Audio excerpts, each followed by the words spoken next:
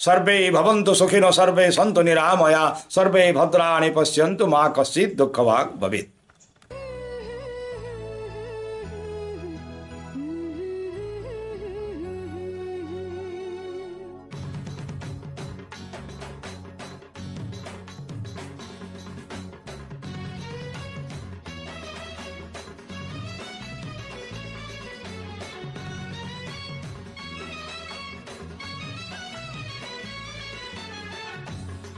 आगकू पश्चिम ओडिशार महान गणपर्व नुआखाई रही बेले तापाई नीति निघंट सह लग्न निर्धारित सरी जहाँ आमको समस्त सूचना देइछंती राजपुरोहित संतोष कुमार दास। सर पश्चिम ओडिशार महान पर्व नुआखाई लग्न निर्धारित होती तो कौन प्रक्रियाटा पूरा कौन रही सर? देखो ये लोकंर मंगल निमंते यहाँ गोटे लग्न को आम धार्य करूँ तापर आम है कृषि प्रधान हेलु आम तो प्रथम जिते बड़े कृषिटा आम उत्पन्न करूँ ताको देवादेवी पाखे आम अर्पण कर तो ये गोटे अमृत जोगटे भल जोगटे भल समयटे आम मैंने देखिक देवता पाखे अर्पण कर तो आज आमर मु निजे राजपुरोहित तथा ज्योतिषकर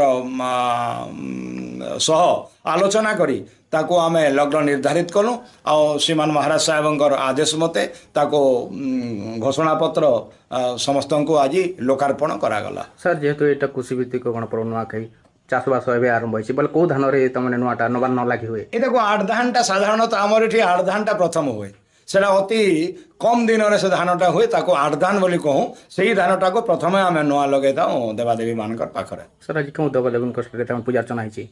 हाँ से माने अग्र पूजित देवता गणेश को पूजा करा जाए माँ को प्रार्थना करा जाए तापर आमे आमर कार्यक्रम आरंभ करूँ। नीति निघंटा कौन रही सर?